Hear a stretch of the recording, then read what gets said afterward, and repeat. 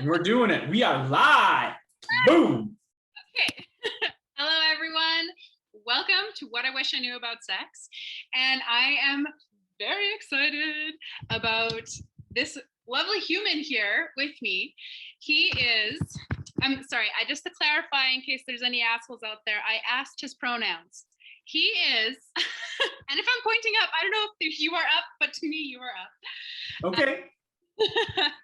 He is a board certified sexologist with a doctorate in human sexuality and has one of the most entertaining Instagram accounts out there.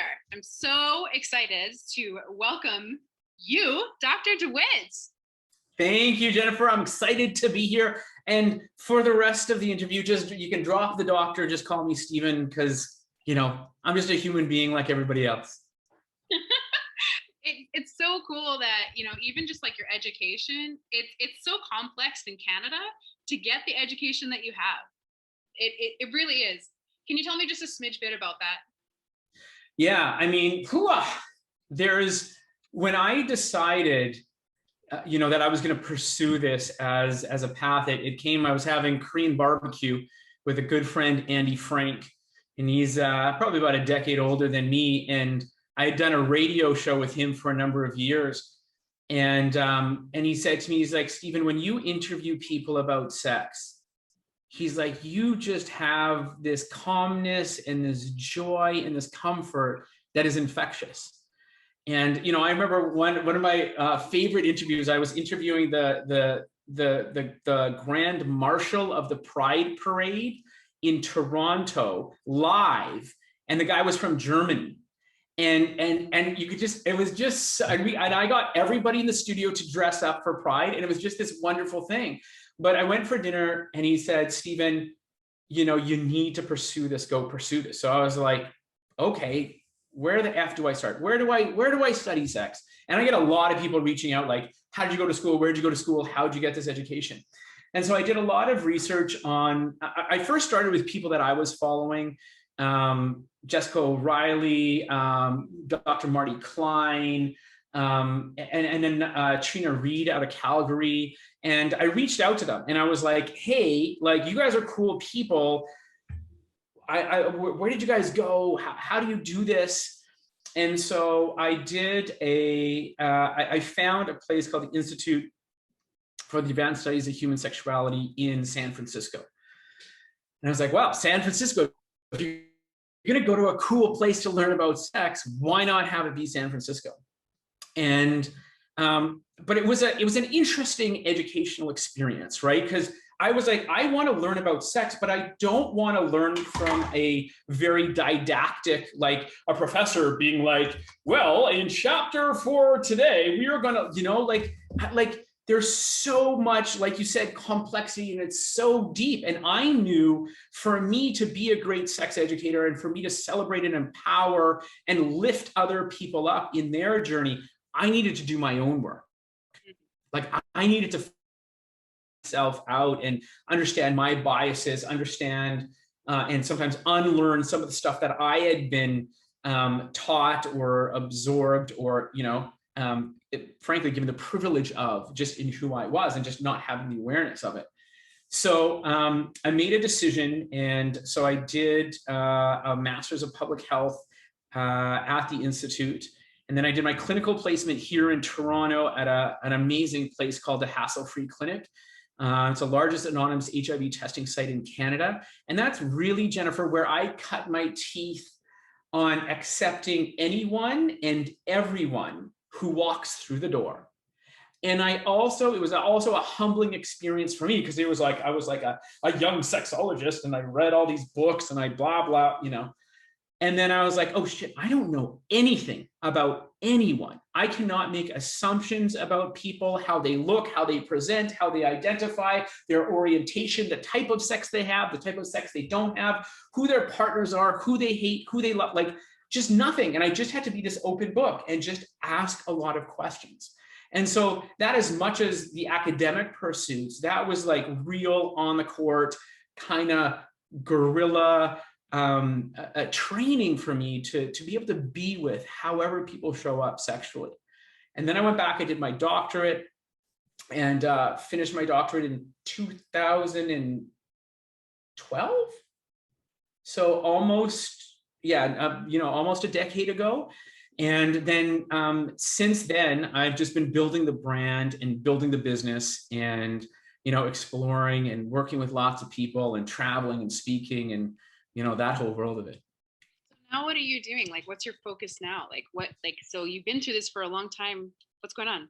Yeah, well, it's a really interesting place. It's with COVID and what that has done, because previously I did a lot of speaking, a lot of traveling, speaking at conferences and conventions about normalization, destigmatization, sexual empowerment, with my own fun spin on it, and I really enjoy that. And then I had a private practice where I worked with individuals and couples in helping them discover and create the sex life that they've always wanted.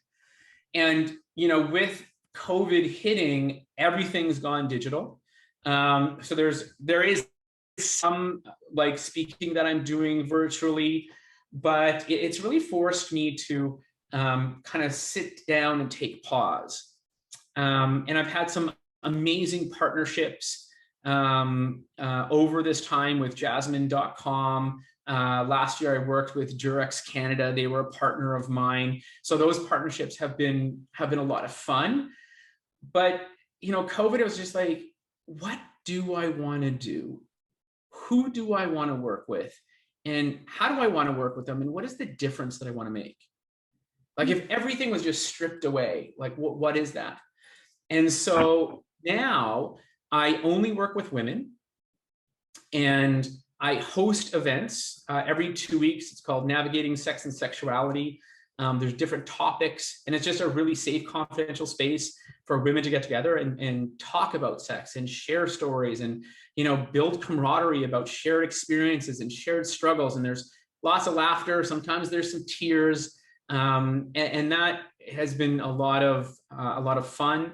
I do work one-on-one with women as well. And then I have a 12-week online program called Sex Life Unleashed. And I'm launching that again in September. So that's how and who I work with. And my commitment, in everything that I do, including if people follow me on Instagram, the crazy videos that I do, is in my lifetime. So the next, say, 50, 60 years, it's my commitment that the levels of sexual abuse, sexual assault, and sexual harassment drastically decrease. And so that's everything that I do is driven by that vision. So if you studied women, why women? Why be a cisgendered male who helps women? Yeah. So I'll answer that because I've done a lot of thinking on that. I've done talked to a lot of colleagues about that. So I'll kind of go through levels. So first, about the first easiest one is that's who resonates with me, and that's who I resonate with the most. Like, it's just so much fun being in a group of women, and women, again, generally speaking, are far more open to having conversations about sex, far more open to learning about sex. So women consume 90% of sex education that's out there. So again, I'm going to generalize, but most men, I'm going to say cisgender straight men, have been conditioned to be like, I have the biggest penis, I always want to have sex, I'm the best lover, and I'm like this sex robot. I have to be that. And I say that jokingly, but it very much restricts and constricts men learning and growing and expanding about sexuality, right? Because there's this thing of like, well, I got it all figured out. Why would I need to learn from anybody? Why would I need to learn from this guy, Steven, right? Where women are just hungry for that. They want that. They want to have a really great sex life. Another way that I look at it is, if I want to find this, I don't even know, I'm not a math guy, but the strongest leverage point is working with women. So there's a very common saying, like, you educate a woman, you educate a village, like that kind of theme. So there's, women that I work with that, like, they want to have a great sex life. Cool. But guess what? Them working through their stuff and developing a really healthy relationship with themselves, they're going to be able to pass that messaging on to the little ones in their lives. If that's nieces or nephew, if that's a son or a daughter. So it's breaking the generational kind of myths and misconceptions and guilt and shame and fear that they've carried. It's like, I don't need to do that anymore. They're going to share that with their sons and daughters, nieces and nephews. And also, women, generally speaking, have a larger capacity to facilitate, conversations with their partner. And so that's another thing in the work that I do is like, how do you make it a safe space to talk about this with your partner? Another level that I look at it on, and this was given to me by a wonderful woman by the name of Jessica Pettit. She does a lot of diversity and inclusion training. She's out of the States, an amazing, amazing human being. Because I had this, I'm like, Jess, like what? I'm like white, I'm male, I'm cisgendered, I'm educated, I have a certain physical build and aesthetic, I have a certain number in my bank account, and now I'm going to be talking to like women about their sex lives? Like, who do I think I am? And she said, Stephen, she said, for too long, it's been women only having a voice in this space. And it's time that people who look like I do, sound like I do, present like I do, join that conversation and start building that. Another thing is just kind of generally in how I look at things is I'm not an expert in your sex life, Jennifer. You are an expert in your sex life.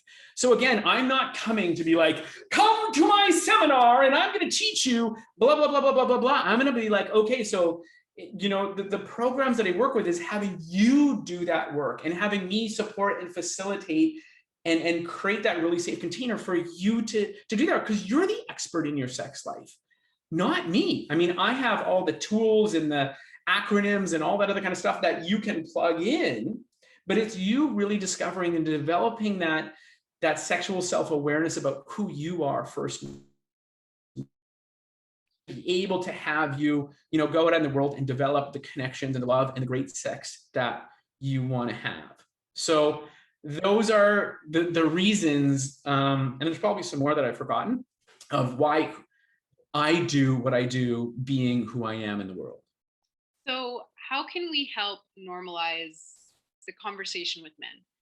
Because you say like that men aren't going to look for it. So obviously this conversation is going to be put on by women, we're saying, right? Mm-hmm. To educate them about the sex or about sex. But do you think that there's a lot of men who wish it was a little bit different, their sex lives, but don't know how to communicate? Oh, hell yes. Oh, hell yes. Like, there was this one couple that I worked with for years, and no, I only worked with them for like a year or so. They've been together for 25 years, and he did not enjoy oral sex. And his wife did not enjoy giving him oral sex. Mm-hmm. But for 25 years, guess what they did? Oral sex. Why?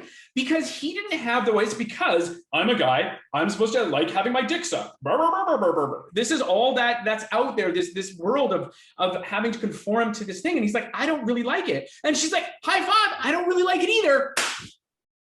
Solved, sorted, And so I think there are a ton of men that either one, are unhappy with their sex lives, but don't know what to do to improve it or make a difference.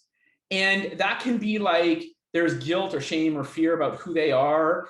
There's also a world of like, hey, I want to explore more, or I'm kinky, or I want to, explore with men, or like whatever, but I can't, because this is the box that I've created for myself and has been created through standards, ideals, norms, expectations about who I am, and culture and religion and blah, blah, blah, blah, blah, of like, this is what a man is. And this is how I have sex. And this is what it looks like. And it's exceptionally challenging and can be very vulnerable for lots of people, but especially men, to move outside of that space and to be actually get in touch with what they really want and why they want it, and then be able to have a conversation with their partner about actually creating that.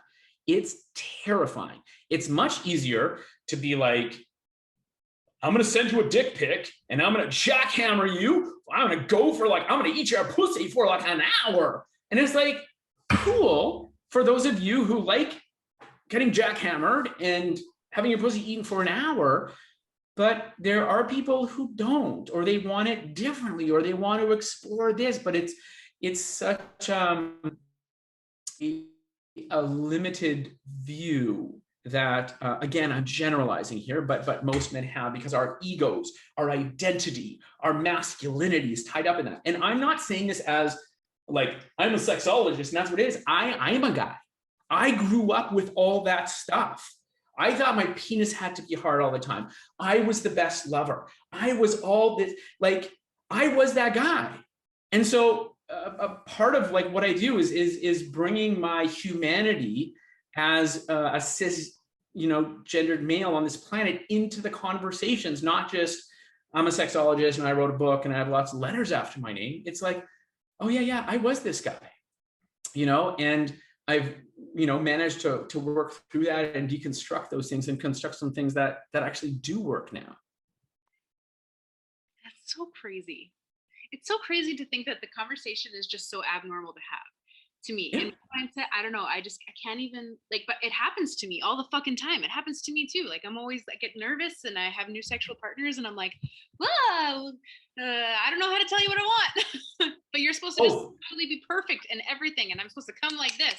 100%. We have this world of, unless you're being called a sex goddess or a sex god, we're like, oh, like what? They want to talk to me about sex and what they like and what they don't.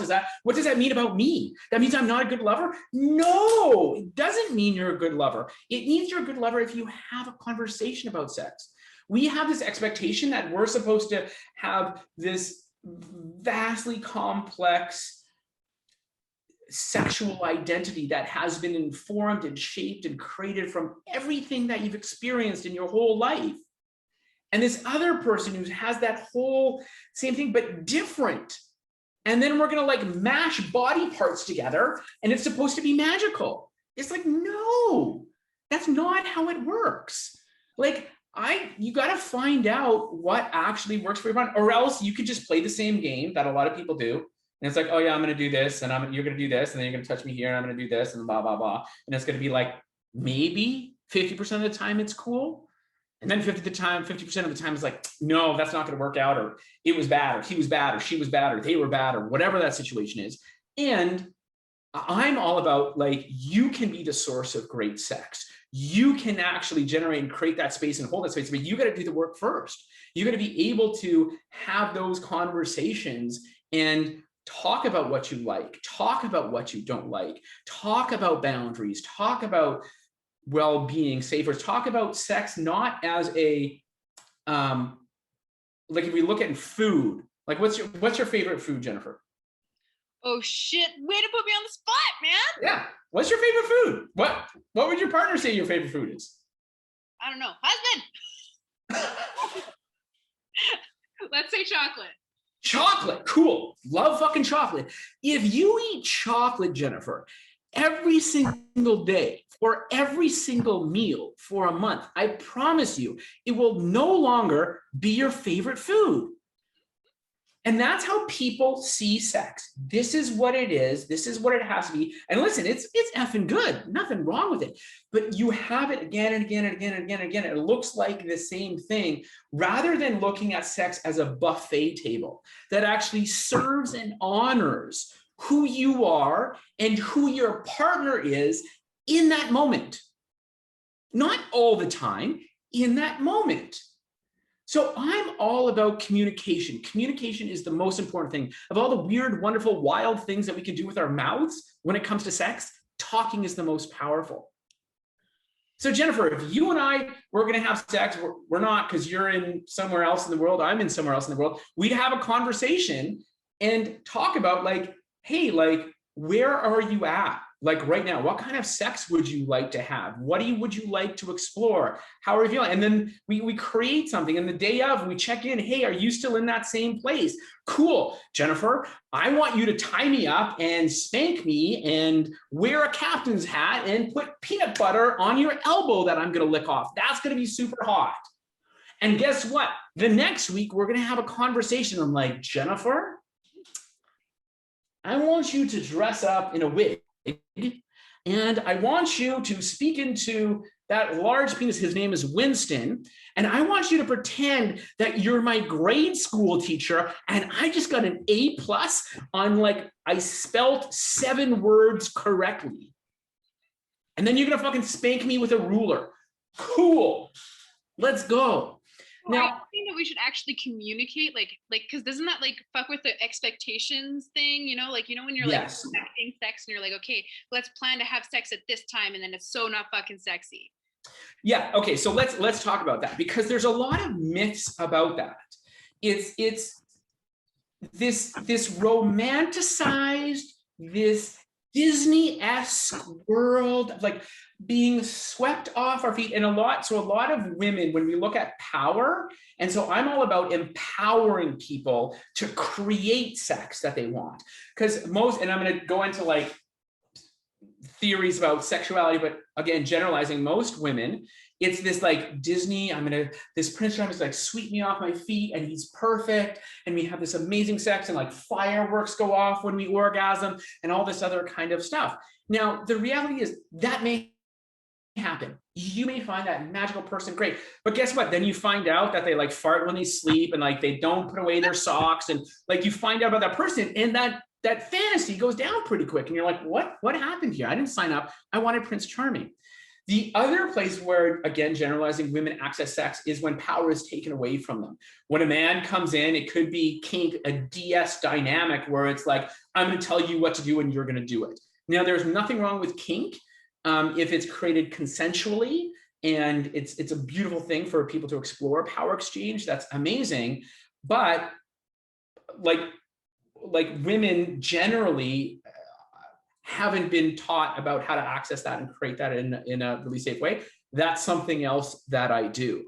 But to go back to your question of like, isn't it supposed to be like romantic and like this?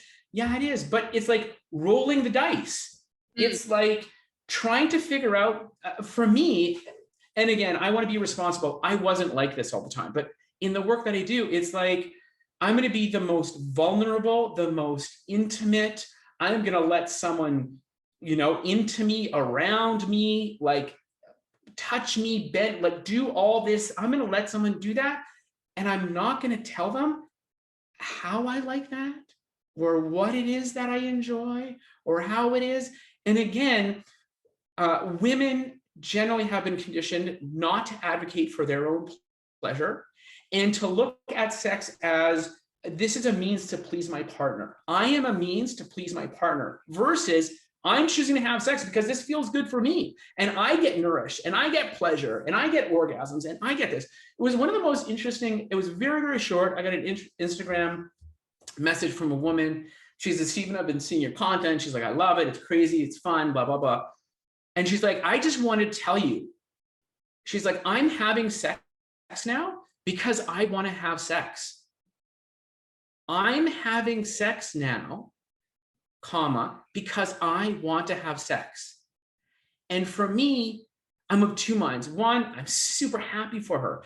But two, I'm fucking heartbroken that this woman who's in her mid-30s is now choosing to have sex because she wants to have sex, rather than I need to please my partner. It's about their pleasure. This is something that I have to do because I'm in a relationship, or I'm supposed to do because I'm this old, or all these other kind of things. And so I really believe that communicating and talking about that is an access to great sex, is an access to great connection, and isn't tied up in this myth that I don't think serves people. Oh, you shouldn't talk about it because then it ruins it. Now, if you want to do that, cool. Do it for the first time. If it works out great, cool. 50% of the time, it's not going to work out great. Then have the conversation. What I find most people do is they're like, oh, it doesn't work with this person, so, it's just never going to work. And they're not equipped. And again, this isn't a slight on anybody, but we haven't been taught how to have real, mature, constructive conversations about sex and sexuality, because we've grown up in such this sex negative society. And I'm all about breaking that open and having people have amazing sex. Which is why we're here right now. Yes. On this show. Saving the lives one day at a time. Saving sex lives one day. You know what? I do it. CPR. For your genitals. Did I just say that? CPR for your genitals? Is that going to be my tagline? Jeez. My marketing team is going to be like, Steven, what are you genitals? Yeah. My marketing team is going to be like, what are you doing, Steven? CPR for your genitals. I like it. I'm going to write that down. I'm going to trademark that. Okay. All right. So we're having the conversation about sex, about asking for, or not even just ask, like just like being vulnerable, being what we want. What about fake orgasms? What, you want me to demonstrate? What do you mean? What about fake orgasms? Yes. That's hot. Okay. I think your video will be pulled from YouTube real quick. What would you like to know about fake orgasms, Jennifer? I find that there's actually a lot of women, even, I don't know, I'm 30 years old, and only, even when I'm with new sexual partners, I'm still faking it. I'm still, and it's like this, I don't even think about it. I think, you know what goes on in my head in that moment? I'm just like, I'm having the sex, I'm doing the things, and I'm like, if this feels really good right now, but if they stop, I'm not going to actually come. So I have to make sure that they keep doing what I want them to do. And so I fake it. And then all of a sudden, they keep going, and then maybe I'll get there. Okay. And how often is that successful? Never. Okay, good. So I'm all about reality. Like, let's look at the results that you're producing. And again, I want to talk high level, and then we'll get specific. There is a mathematical misconception that more is better. The longer you have sex, the more orgasms you have, more often, like more, bigger, better. The bigger this body part is, the more this, the bit, in some circles, the more partners you have, or how deep you can take this, or blah. It's like this whole like mathematical misconception. And I'm all about getting the accountant out of the bedroom. Unless you're an accountant or your partner is an accountant, then keep them in the bedroom or wherever else you want to have sex. That's cool.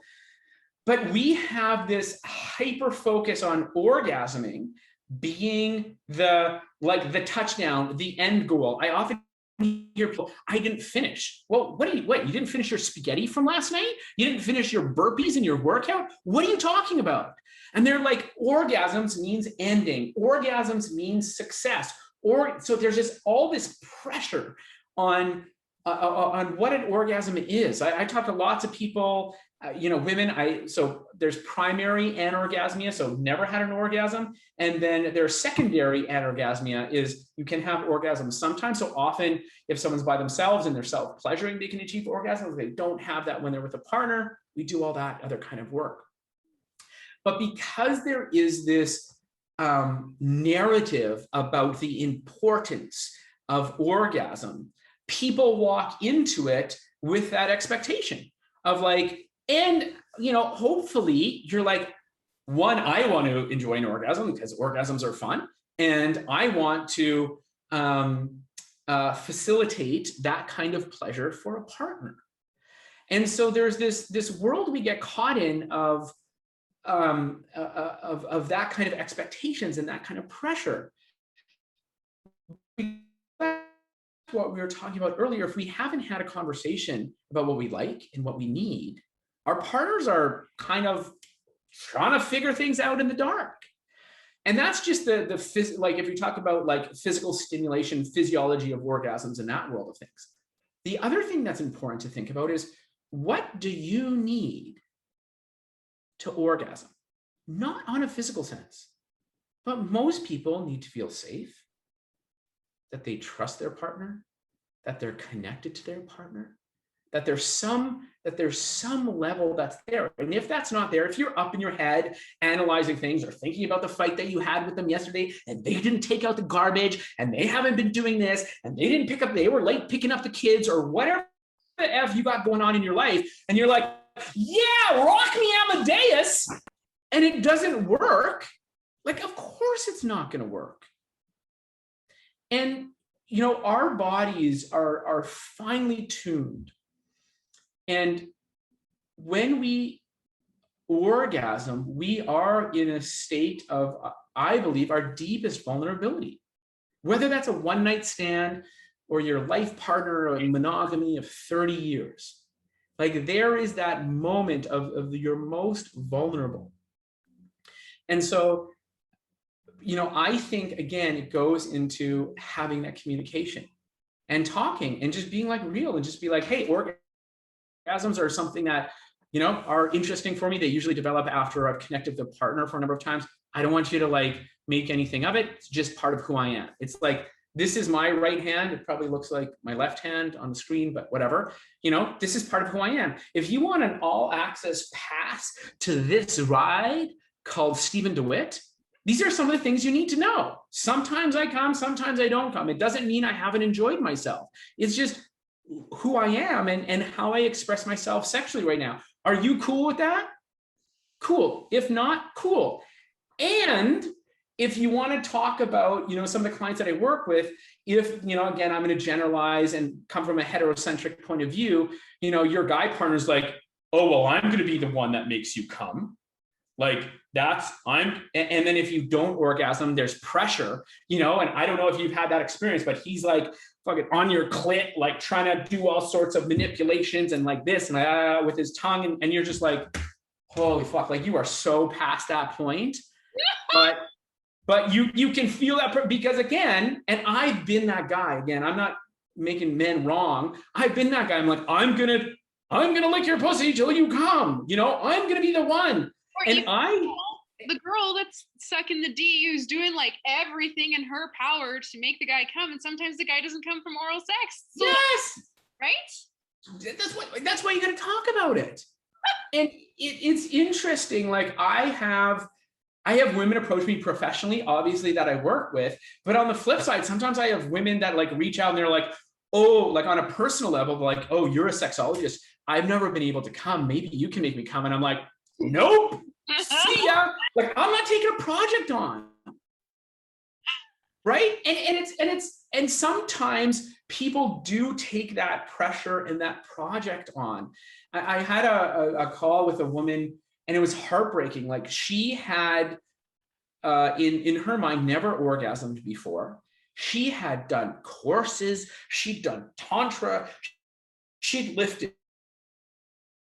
She had put yoni eggs. Like she had done more research and done more things to make herself orgasm than anybody had, than I had in studying this. She had more knowledge there. And then she had a call with me and she's like, Stephen, I really want to orgasm. And I was like, great, forget everything. No one is going to tell you how you orgasm or what you need. You need to go inside and figure that stuff out. And in the between time, you tell your partners that currently you don't orgasm. If they're cool with it, that's fine. But you are not a conquest. You are not something to be fixed. You are something to be celebrated, embraced, enjoyed, and co-create amazing sex together.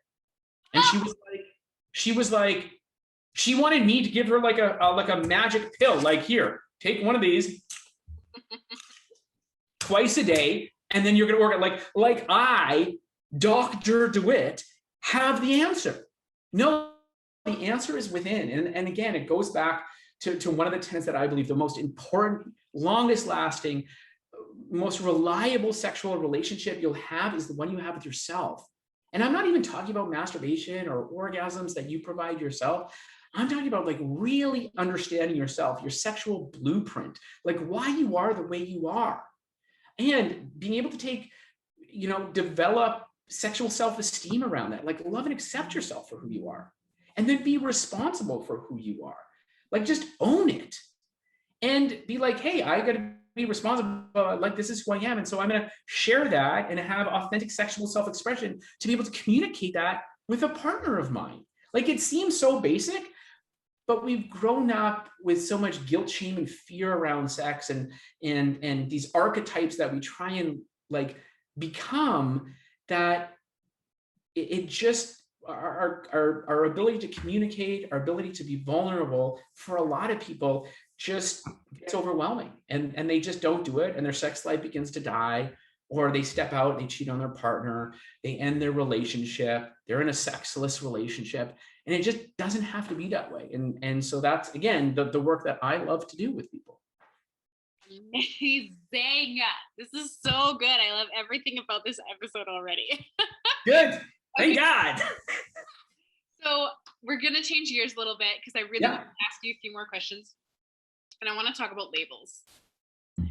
Because we discussed them a little bit. We kind of met beforehand for the people that don't know. Yeah. We're discussing labels. Yeah. And do you know how many times I've gone, like, setting the scene, I go into a club and I'm like talking to someone and they're like, oh, what are you? Like, are you this or that or this or that? Or even if I go to a dungeon, people are like, oh, are you top? Are you bottom? I'm like, what does it fucking matter? Like, is that because you're pursuing me right now and you want to like just put me in this box of what you think I should be? Like, my question about labels is, when is there a good time to have a label versus a bad time to have a label? Oh, well, isn't that the $1 million question? So your scenario is interesting because I think there's levels to it. But I'm gonna answer your second question first, of like, when is it good to have labels?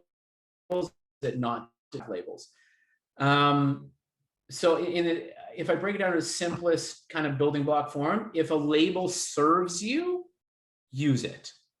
And that's for who you are. That's your identity. That's what works for you and your current construction of who you are as a human being at that moment. If that serves you, use it. Now, when we think about how who we're communicating that label to, or what circumstances we're communicating that label to, that I think, people need to think about. Like, in certain circles, when I'm on national TV, I use Dr. DeWitt and blah, blah, blah. And I have a whole bio that like makes me sound very, very intelligent. And we're bringing you the blah, blah, blah, and then other places like this, I'm just going to be like, yo, call me Steven. This is how I roll. This is, we're chill. We're just having a conversation, and hope people enjoy it and get value from it.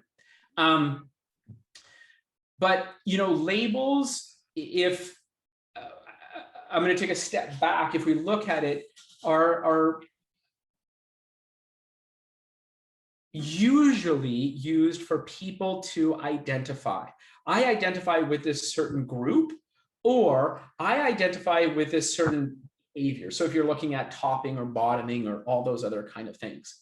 Now, there's, labels as far as like identity, orientation, relationship status, all those other kind of things. And that's cool.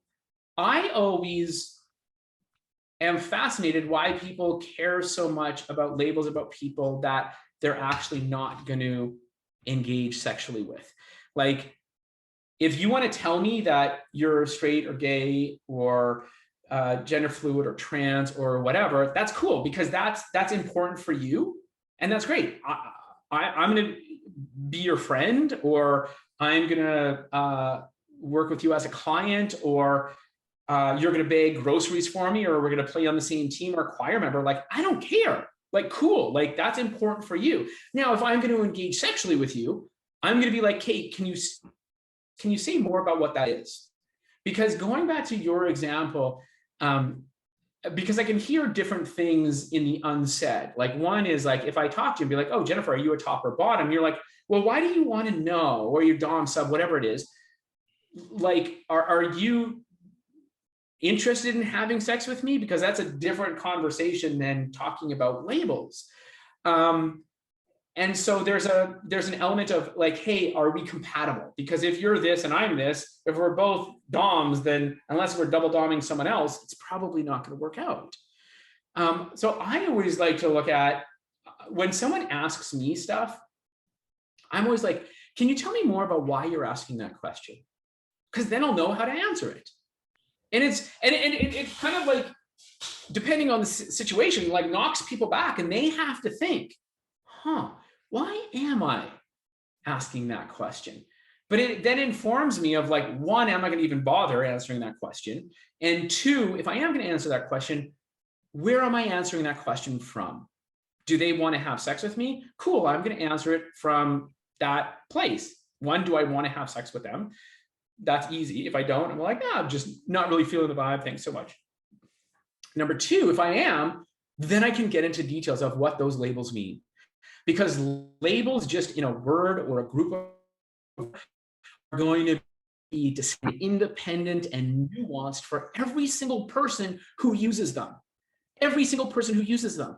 So however that is, because I have an idea of what gay means or trans or gender fluid or non-binary or two-spirited, or I have that. But again, I'm not the expert in your sex life. You are. So if we're going to be sexual, or I'd ask them, like, are you comfortable sharing more about that? Because I really don't know what that means, or I'm interested in knowing what, how that shows up in your life. Again, if it's the appropriate conversation to have, and they may say no. And I'm like, okay, cool, thanks. And we're going to go on to the next thing. Or they're going to be like, yeah, thanks for asking, like, blah, blah, blah, blah, blah. And we're going to talk about that stuff. So those are kind of my thoughts on labels. I think they can be very powerful for a sense of identity and a sense of belonging. But they can also, in different communities I see, be divisive as well. As like, oh, I'm this and you're that, so I'm better or worse or blah, blah, blah, blah, blah. So it's, humans are very complex, and we can take something that can serve us for a period of time, and then it becomes something else later on. It's like a power thing, or like I'm better than type of thing. So I hope I answered that. I kind of went all over the place with that. Honestly, I think the gist of the thing that really you said that really fucked with my head a little bit, honestly, is just like to be super straightforward and ask them like, why do you want this information from me? Like, and it's just genuinely like everything that you have talked about today is like, let's just talk about it. Let's literally, that's the answer, and because how the hell else am I going to know? And this was part of my personal journey was my access to creating amazing connections and amazing sex and amazing relationships was me dropping all the pretenses of that. I knew what the F I was doing. Like, I can't read your brain. I can't read your body.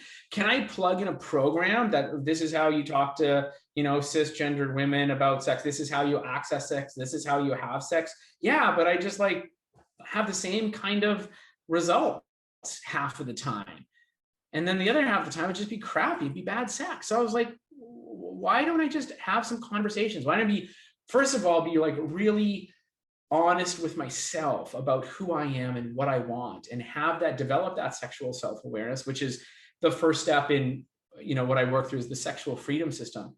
And once I have that, and I accept and love myself, and I can be responsible for who I am, then share that with people.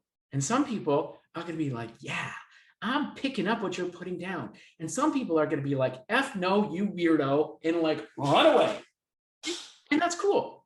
I want to attract the people who are interested in the same thing that I am, and repel the people who are not. And that doesn't make the people that I'm not sexually compatible with bad people, just that they're just not down with getting down the way I'd like to get down. They don't like the peanut butter. Friends, we could be associates, colleagues, whatever the F afterwards. But that's how I kind of look at things. Okay, so to wrap everything up, if there was one thing that you wanted to tell the people right now, like the first thing that comes to your head, what gift could you give someone?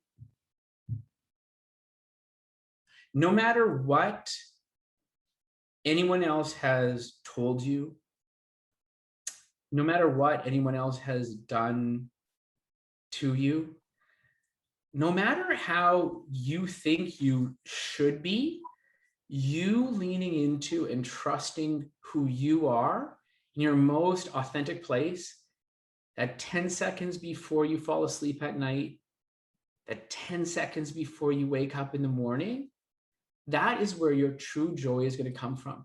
And when you can access that, creating joy with other people to you who are aligned with that becomes easy. So that's where I'd really, love people to lean into and to trust themselves. Rar! I rar a lot. Just let that go. Thank you so much for coming here and helping educate the world and taking the time and speaking with me and just taking a chance on me to be on this channel. It's an honor to be able to share space with you. So thank you, thank you, thank you. And just one more thing before we go, Stephen, how do people get in contact with you? The easiest way for people to get in contact with me is follow me on Instagram. So I'm at Dr. DeWitt. So that's the little at symbol, and then DRDEWIT, just one T. So you can follow me there. All my stuff is there, my content. And I mentioned earlier that I host events every 2 weeks called SNS, Navigating Sex and Sexuality. It's a safe space for women to have awesome conversations about sex. If you want to get on the wait list for that, go to www.sexlifeunleashed.com/waitlist. Put your name on there and you'll get all the updates on the next event. And get to know each other, have fun, and continue the conversation. Great. Awesome. Thank you so much again. You're welcome.